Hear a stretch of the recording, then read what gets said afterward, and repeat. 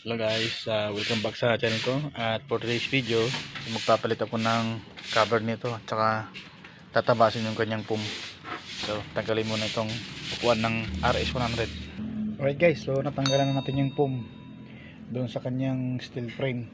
So ang gagawin nyo, guguhitan nyo ng pattern upang masundan nyo yung kanyang tabas. So gagamit tayo ng pentel pin. Okay, so umpisan ko na ang paglalagay ng pattern. Gamitan ko ng roller upang tuwid siya.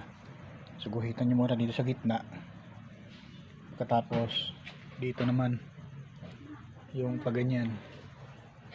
Tapos dito rin mamaya paganyan.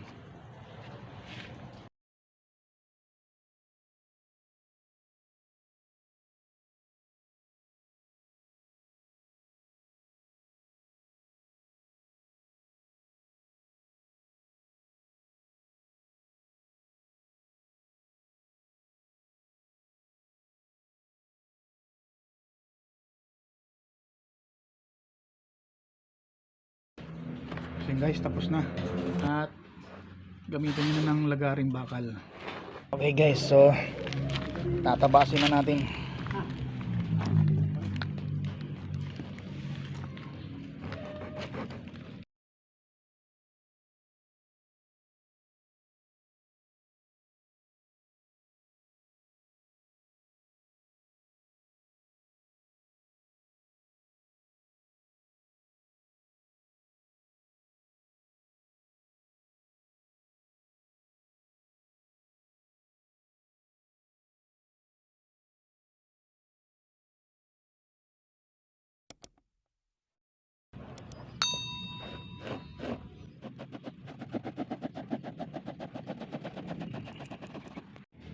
Ayan, so okay na ito guys. Ayan, tapos gagamitin nyo ito ng yung lata na pangpino na may butas. Ito guys ang gagamitin nyo, lata, tapos butasan nyo yan dyan. Ito yung pangpino nya.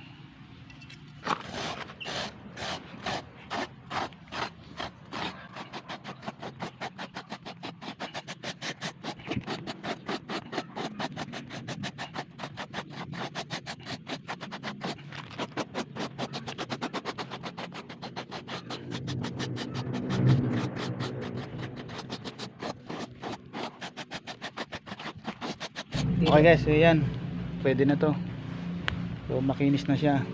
Tapos lalagyan na ng takip yung seat cover.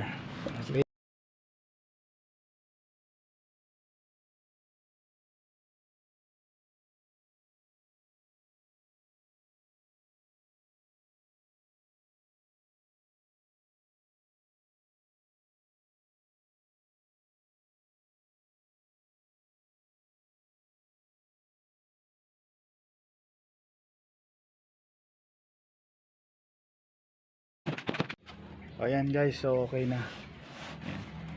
Medyo hindi lang siya nahatak ng maigi dahil hindi naman siya nakataking, ditali lang siya. Hindi pwede itong itaking dahil steel ang kanyang seat frame. Pero okay na yan, at least bago na ulit ang seat cover. Madali lang magtabas ng pum. So ganito na lang.